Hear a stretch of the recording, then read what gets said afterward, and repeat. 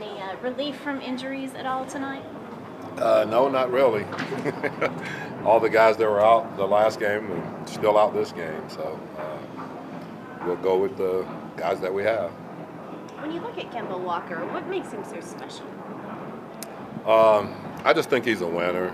I think if anybody goes back to, what happened his senior year in college when, they go into the tournament as the A seed in their conference and they play, and get through that whole thing, and they had the triple-duple overtime game, I think, and then get into the tournament, and he pretty much wills them through the whole NCAA tournament to win a championship. And so I just think he's that kind of player. He's a heck of a competitor, good guy, good teammate, all of those qualities that you have to be a truly great player like he is, I think.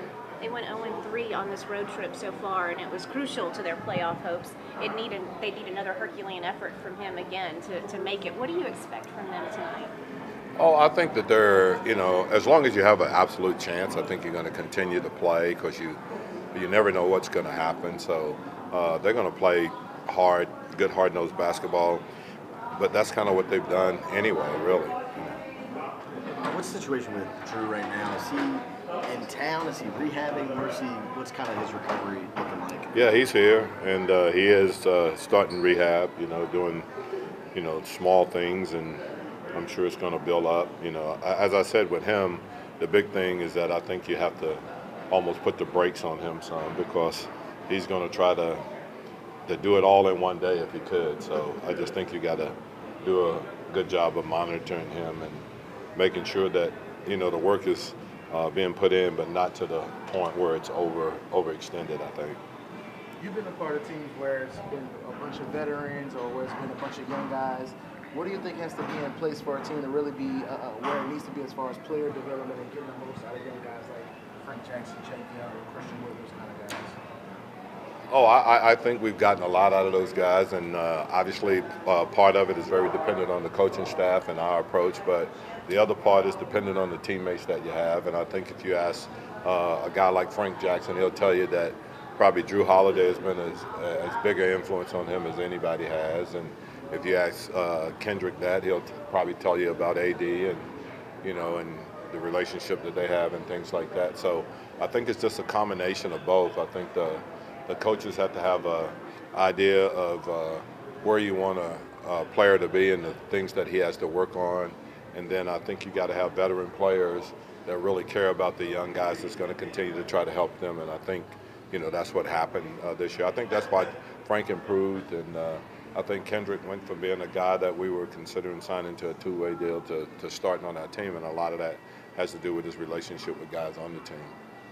Drew Holiday up for several defensive postseason awards, accolades, despite the injury. Do you think he qualifies for those?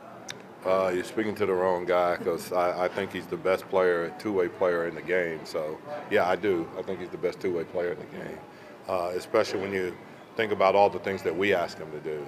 We ask him to guard the best player on the floor every night, and we ask him to get 20 points and if you can, get double-digit assists. So I don't think anyone in the league is asked to do more, So I think he's the best defender at his position in the league.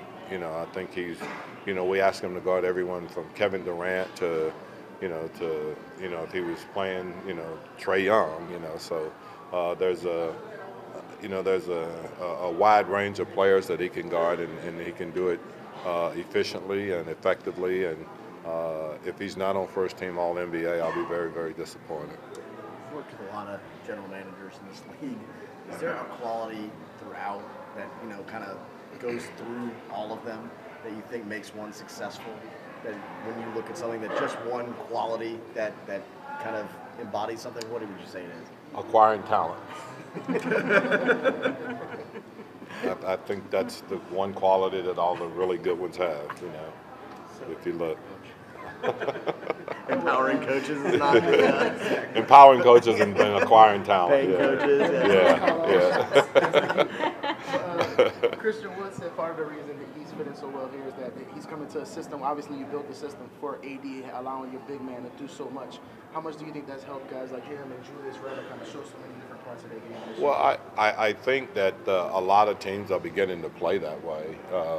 In general, I think that, it's almost becoming a positionless league in that, you're either a backcourt player or a front court player. And I don't think there's any more attached to that, like a small forward or a power forward or even a center, really.